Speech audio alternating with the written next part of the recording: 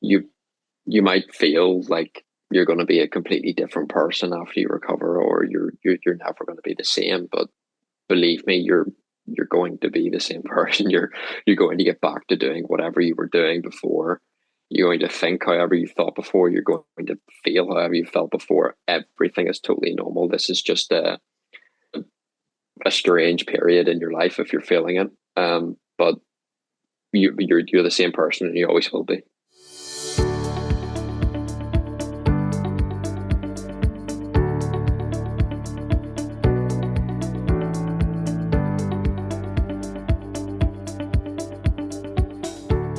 Hey everyone, I'm Sean O'Connor, author of the Depersonalization Manual, and today I'm speaking with Kurtis Gillespie from Belfast. Kurtis is 21 years old. He's currently in university studying business and Spanish. About 3 months ago, he had a bad weed experience which triggered depersonalization and derealization.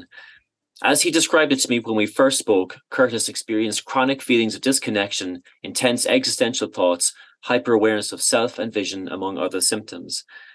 Fortunately, Kurtis was able to understand and deal with the condition and made a relatively fast recovery. And he's with us today to talk about his experience with and recovery from DPDR. Kurtis, you're very welcome to the channel. Thanks for being with us today. Thank you very much, Sean. It's a pleasure. Great to have you on the channel, man. Can you tell us a little bit about yourself?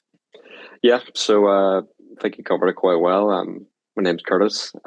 I go to university in Belfast, go to Queen's University. I'm studying business and Spanish. I'm in my second year, and I'll be going to live abroad next year. I live with a few of my friends in Belfast, away from home. Yeah, that I work a part-time job, but really my life is university at the moment, especially coming up to exams. Sure, I can imagine. Any ideas where you're thinking of going to live abroad? It'll just be somewhere in Spain. Fortunately, I get to decide that for myself. So I'm just looking for a job there, which is easier said than done. Nice one. That's great, man. Well, best luck with that, and best luck with the exams as well. So Kurtis, can you tell us a little bit about your experience with DPDR and how did it start for you?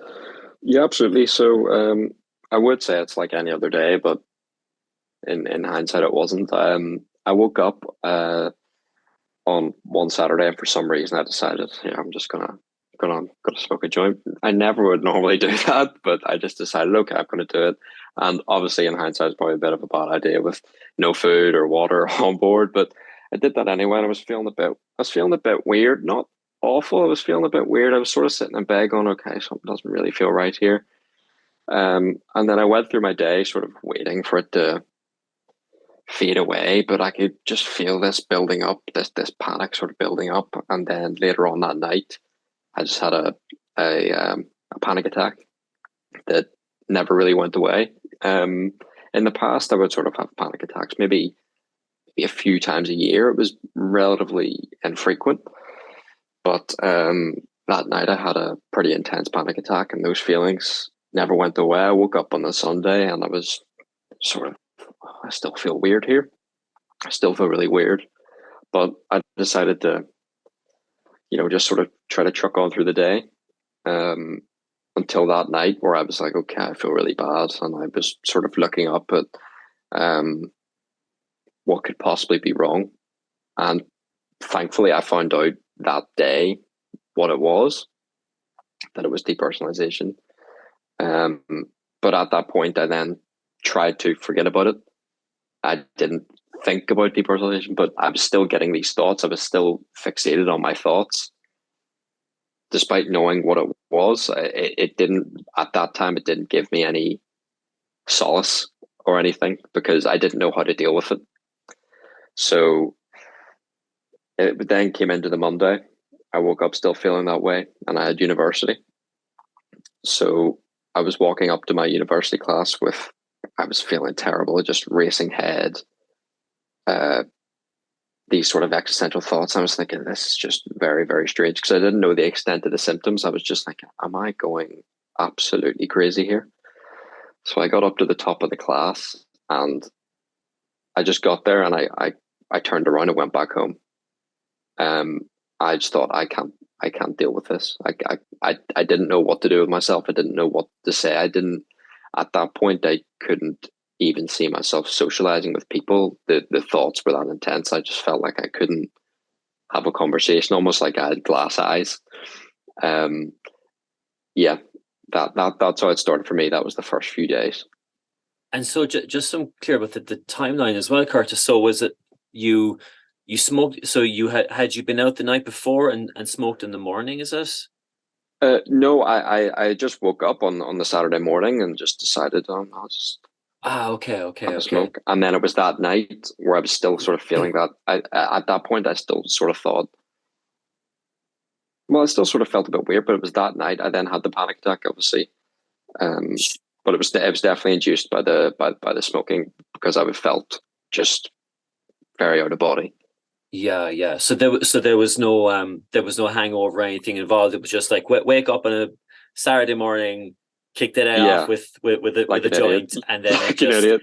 Yeah, but the thing, I know, I always kind of think like the thing is like you're like you think like, oh just I shouldn't have done that, but I mean, the other kind of like dozens and dozens of times that like you yeah, smoked a joint and it just kind of gives you a nice buzz at the start of the day, like, and then it's always the the one time that it goes wrong that you yeah, blame yourself for. But so it was, so you so you had the joint in the morning, and then you kind of felt a bit off all day, and then that kind of peaked in the yeah, evening with the panic attack. Yeah, yeah, yeah, yeah, yeah. It was just sort of that feeling of, why won't this go away? Like it shouldn't last this long. Um, so I think I had sort of had myself slowly working myself up during the day to some crescendo at night, where it was just essentially my world fell apart. yeah, yeah.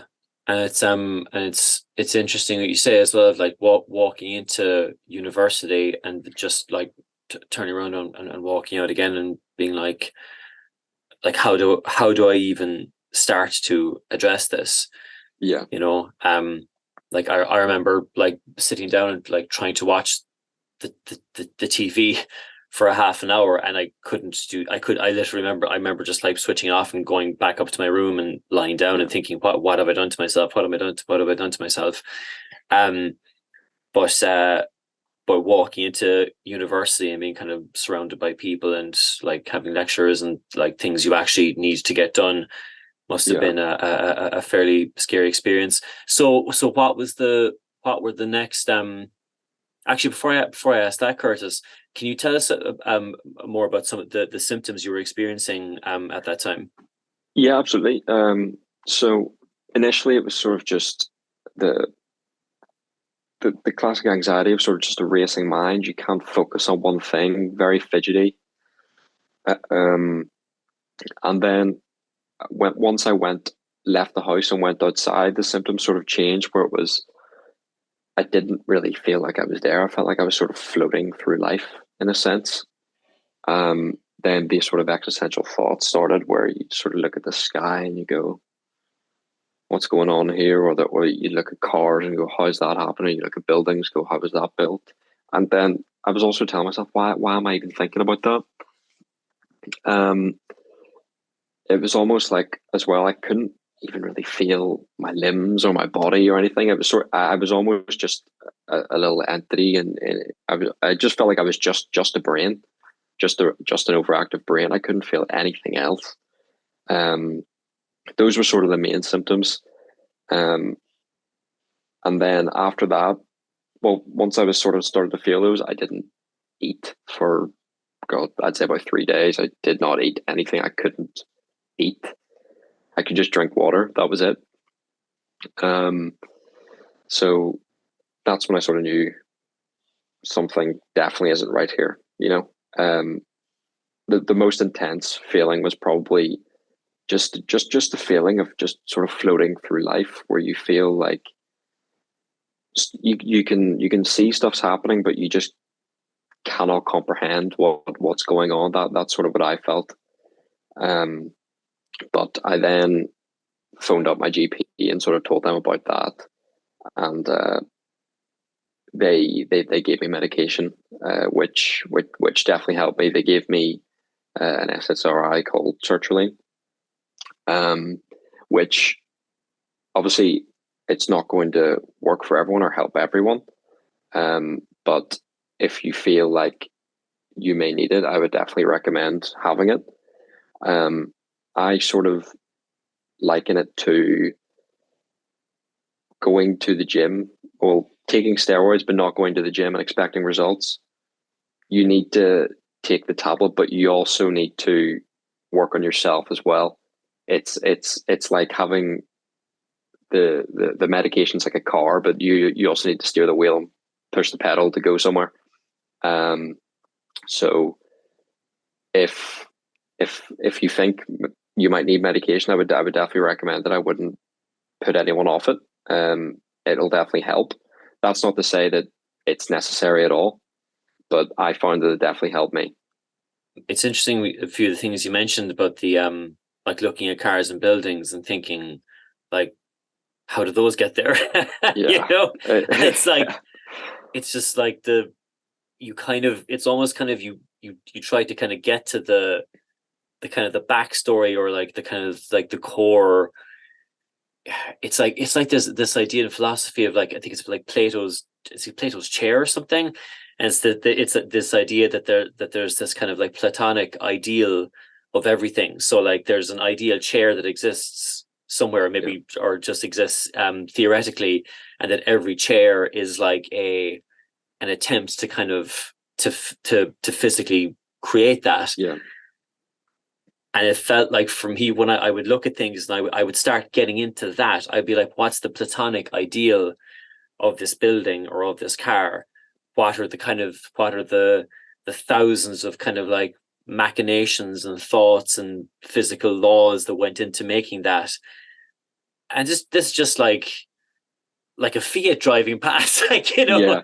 you're just overwhelmed. Yeah. Yeah. It's like you're so focused on trying to work out what your own thoughts mean, that I feel like when you see something else, you then try and work out what that means, because your mind is in that habit of constantly trying to work out and understand, or just being overactive. And I feel like when you then look at things, you're then thinking, okay, well, I need to think deeply about that, when really you don't. No, I just sort of, like, I'm looking outside and I see a car, it doesn't mean anything to me, when before it did. Yeah, for sure. And the thing as well about stopping eating was like, I remember that was like a particularly frightening aspect of my experience, and I had that too, where I would sit down at the table with a plate of food in front of me that I normally would have devoured, and just staring at it, like, and it almost felt like I was looking at like Tetris blocks or pixels or something, and Yeah. that scared the life out of me, and eating it was like the last thing on my mind. Yeah. Which felt so frightening, and I had to get a protein shake to get something into my body, because I literally couldn't. I felt like I would get sick if I tried to actually eat something. And I lost like crazy amount of weight as well. I was like a skeleton at one point. Yeah. And again, it's one of these things that at the time when you're going through it, it is absolutely terrifying, because for me, my assumption was that I had developed some sort of like digestive disease, or like a muscular wasting disease or something, that meant I couldn't actually put protein into my body, and I was going to just literally like waste away and die. When what was happening was, with anxiety, your appetite is deprioritized and it becomes suppressed, because your brain is like, you're in danger, you need to get away from the danger, not sit down and eat a plate of pasta. In fact, the plate of pasta is only going to slow you down, like, so you need to run. All the stuff that makes sense in retrospect, but at the time just feels like this just washing machine, just chaos of different symptoms. Yeah, I would definitely say that if you're sort of watching this and you're in a similar position where you can't eat, I can't stress how important actually eating is, even if you don't feel like it.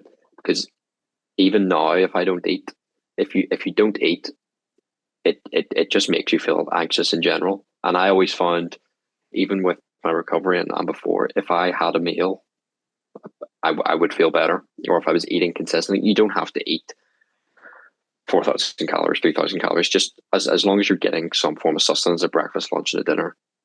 Even if you're not eating at all, as long as you're eating something, it honestly helps massively when you're trying to recover. It might not, you might not feel like eating.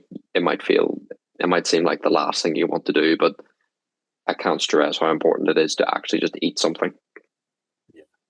And and is this so interesting, the way that we kind of get into these cycles of like we stop eating, or we greatly reduce our eating, which then means that we don't have energy. So like exercise, like, I mean, you feel lethargic throughout the day because you're not getting enough like physical energy into your body.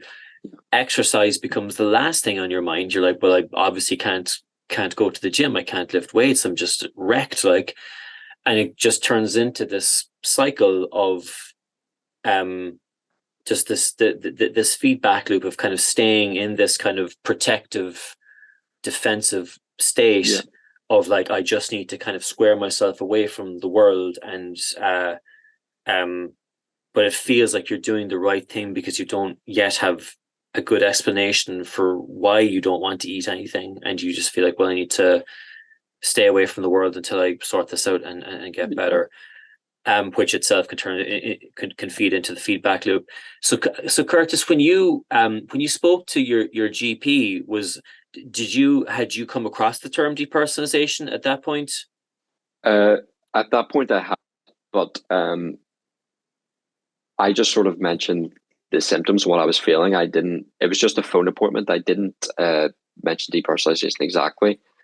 The GP just sort of referred to it as anxiety, and we'll sort of see how it is. We'll give you medication, and if this works, or I'll give you a ring back and see how it's working. I never mentioned it personally.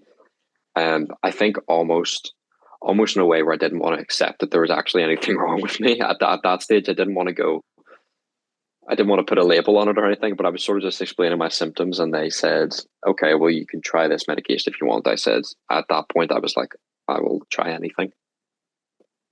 How far into it? How much time into it at that stage was it, Kurtis? Probably about 5 days only. But it's something that people in my family have used in the past, and it's helped them incredibly. So I didn't know how to deal with it, other than all I knew really about anxiety was, okay, you get anxiety, if it's still sort of feeling bad, take medication and see what happens. So that's all I sort of really knew. And I just sort of said, should I try this? They all sort of said, yeah. So I thought, you know what, I've got nothing to really lose here. I want to feel better. So I called up and asked. Yeah. And where had you come across the term depersonalization before that? Was it just on Google, or? Yeah, so it was the so I had the sort of smoke and the panic attack on the Saturday. I woke up on the Sunday and I still felt that way, and I just frantically searched for what it could be, and I found out on the Sunday that that's what it was. And luckily, that same day I came across your stuff. Came across the videos. The videos definitely helped me massively to understand it. At the time, it gave me sort of calming, but you know what it's like yourself. As after that, you just sort of spiral again. But the videos were incredibly helpful for calming me, and that's when I knew it was depersonalization. But even at that stage, I put it to one side and tried to forget about it. I had went home when I live in Belfast with my friends, but on that Monday after university, I went home for 3 weeks.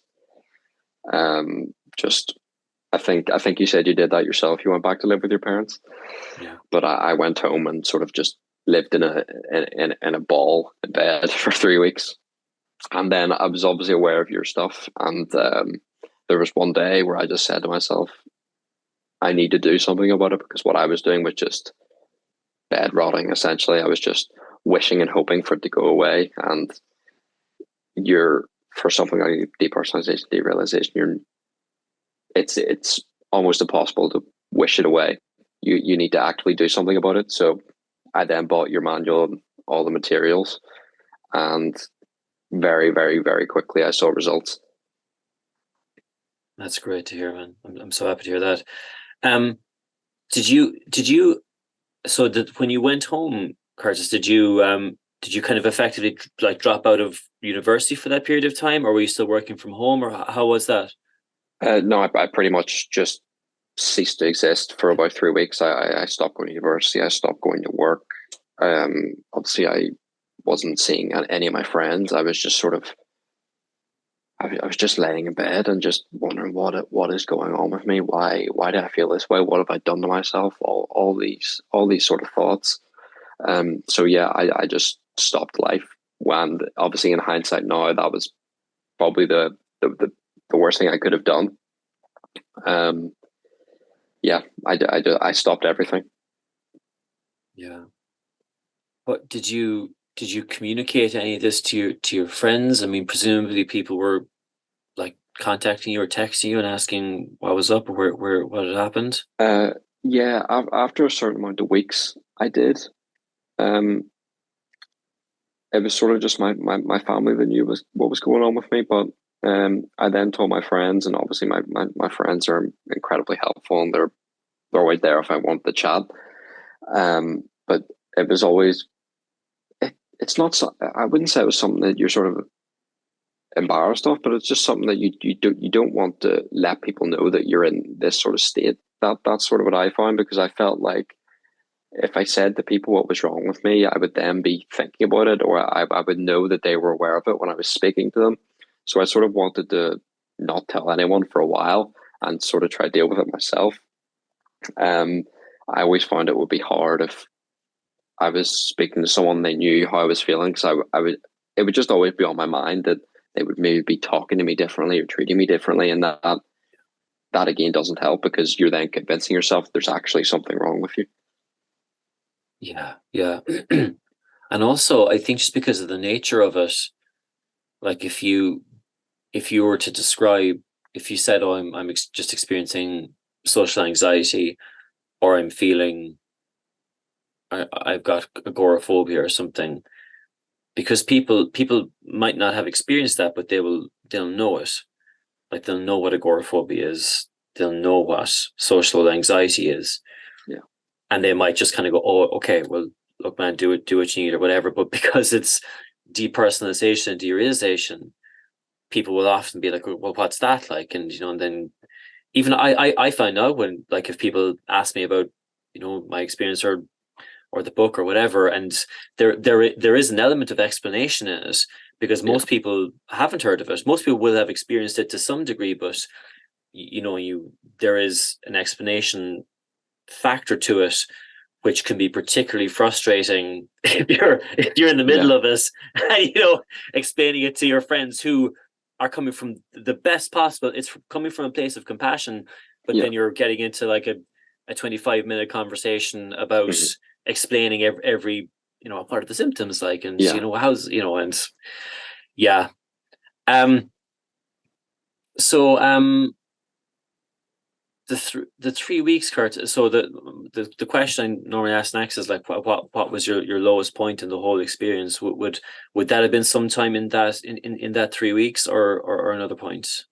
Yeah, it probably would have been within that 3 weeks. I'd say my lowest point was, I'd say it was, I went out with my mum and dad. They were going furniture shopping, and I can still remember it now. We were just walking through this shop, and that was probably my worst point, and all, but which would also tie in with my lowest point. I just felt like I couldn't even walk. I was just walking around, and it almost felt like a maze walking around this place. And I just had to go and say, I need to go and sit in the car. And I just sat in the car, sort of with my head in my hands, just fed up with.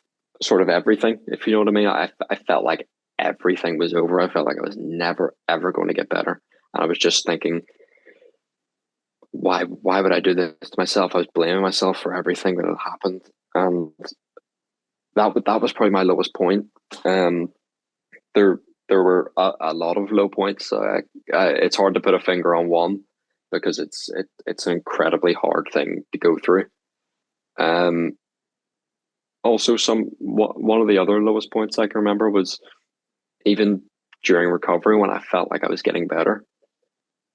Maybe I had a week of good days, and then I had a couple bad days, and I was just going, just throwing my hands up, going, what do I do here? When obviously that's just a normal part of any recovery, which is just having a bad day. But one thing I'll say is, if you are recovering now and you're having bad days, it's totally normal. You know, it's completely normal, and you haven't. Sean says that you haven't gone back to square one. You've built all the blocks up. You're just having a blip. It's totally normal. Yeah, you couldn't get back to square one if you wanted to, if you Yeah. tried. Yeah. You really can't. The furniture store thing is really interesting as well, man. Like because for me as well, like in spite of all of the like the wildness of the thoughts and the spectacular like existential things, and thinking about like, the platonic ideal of a car or a building, that kind of stuff. One of the things that kind of stays with me most is like, I went to the beach with my sister and her friend and my mom. We just went for a walk and watched the sunset, and I was absolutely freaking out. Like, and it was because of the mundanity of the experience. It's like going for a walk on the beach, like, that should be like just a pleasant. It should almost be boring, Yeah. It's and then really pleasant, and the sun goes down and it's gorgeous, and then you get in the car and you drive home. And I was like that, and that for me was like I had gone into like the seventh circle of hell. Like I was just, Yeah. I couldn't get my head around any of it. And I just thought, and because of the normality of what that should be, and the difference between what it clearly is for the people around you and then what you're experiencing, which is just absolutely frantic fear and terrifying thoughts, that felt particularly cruel and acutely cruel and painful. Like I can't even take a stroll into a furniture shop with a furniture shop. Like, I know. Yeah. Yeah. So I can. You definitely try and it's almost like the feelings get worse when you feel that way over something that's just so normal, where you can't actually understand why you don't just feel normal walking around a furniture shop or sitting on the beach. You're sort of sitting there and your mind's racing, and you're thinking, well, why? I've got nothing to worry about. You know that there's nothing in front of you at all that can hurt you or harm you. And that's what it was for me. I was more getting frustrated with myself that I didn't just feel normal. I'm just walking around a furniture shop. There's nothing wrong with me.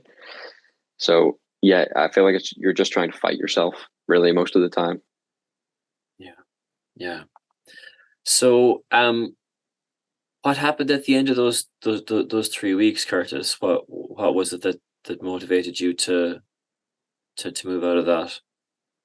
I think it was just me being fed up with my situation. I think I had bought your manual on the Sunday.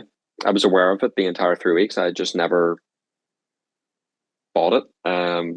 Apologies, but I bought it on Sunday. I read it off the Sunday, looked through everything, and then I just said to myself, okay, tomorrow I'm moving back to Belfast and going back to uni. And that's just what got the wheels moving. I just decided all at once I'm just going to go back into absolutely everything. And after that, just saw results so quickly. It's because I would sort of just, one thing I found majorly was just anchoring feelings where I was then scared of going to university because I felt that way going to university once and I hadn't been back since. So I was constantly thinking, well, I don't want to go back because I'm scared that'll happen again. And because I had a panic attack in this house, in this bedroom, I was thinking, I don't want to go back there again because what if it happens again? Um, so yeah, one of the big things for me was the anchoring of feelings. And as soon as you go and do these things, the fear just fades away. You realize that you don't need to feel this way. I go to university now and I just go to university. You know what I mean? There's nothing really to write home about. But I was always scared to go because I felt DP before class once and I was scared to have it again. But the most important thing is that you just go and do it anyway. I can't stress how important it is that you just go and do these things no matter how you feel. That's so good. You just went and got straight back into it. Yeah. And what did that process feel like? I mean, what did when you started to get back into your normal routines? Was this because people ask me this all the time? Is it kind of is it a sudden thing, like, or was it more of a kind of a gradual reduction in the anxiety, or how did that feel for you? It was definitely the first sort of week. I felt a massive drop off my symptoms, but I felt like that was just because I was sort of getting used to it. That's not to say I was still feeling the symptoms, obviously. Um, but I was doing everything I could to keep my mind active, reading and playing games and doing everything I could. Um, it was a gradual reduction, I'd say. Slowly over time, I'd say the first week there was sort of a big drop off, but it's like a mountain, like you say. It it can just vary, but there's definitely a gradual reduction. It can be different for everyone. This is just what I found. Um, but I was then having days where I was going to university and I was feeling nothing. There was when I started, I was sort of still having the symptoms in class. I was still having the symptoms at home, talking to my friends and everything. But once you keep doing it, you then find that you then stop fixating on that while you're doing it. You may still fixate on the symptoms when you're sat in bed and doing nothing, but when you're doing these things, I slowly started to realize, okay, I don't have these symptoms when I'm doing them. Um, yeah, How was the DP manual helpful in your recovery, Kurtis? it it is the reason why I recovered. Obviously, I had to put in the work, but it's definitely the probably the only reason. Sorry if you can hear someone cutting their heads there, by the way. That's okay. Um, yeah, it gave me all the tools I needed. One thing I found incredibly helpful was the 10 golden rules. That was something I read every morning and I did every day. Um, the manual just answered every question I had, literally every question. Um, but just the way I am, I'm very militant with everything. Everything the manual said, I did. Like even the vitamins, I still take them. Everything down to that, I still do. Um, it was incredibly helpful. Obviously, I'm not a massive audiobook person, so I just read it. Obviously, there's the extra videos and stuff and the frequently asked questions. But one thing I found enormously helpful was the 10 golden rules because it just sort of gave you a condensed version of, for me, it was, this is exactly what you need to do to recover. And that's exactly what I did. And I saw results incredibly quickly. So if you're watching it now and you haven't got it, I massively recommend you do, because if I hadn't have found it, I would probably still be in a bad situation. And it's an incredibly helpful manual. There's other information along with it, and I can't recommend it enough. That's great, man. I'm so happy to hear it was helpful.